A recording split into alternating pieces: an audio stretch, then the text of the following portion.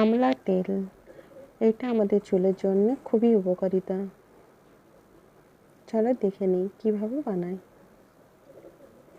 এখানে আমি একটা লোহার কড়াই নিয়েছি, তাতে নিয়েছি সরষের তেল, তাতে দিব আমলা, আর দিব মেথি দানা, আর দেব কালো জিরা।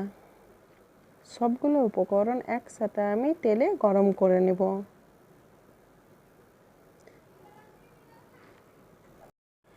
দেখব যখন আমলাটা লাল লাল হয়ে আসছে, মনে করব সব উপকরণগুলো একসাথে ভালোভাবে গরম হয়ে গেছে।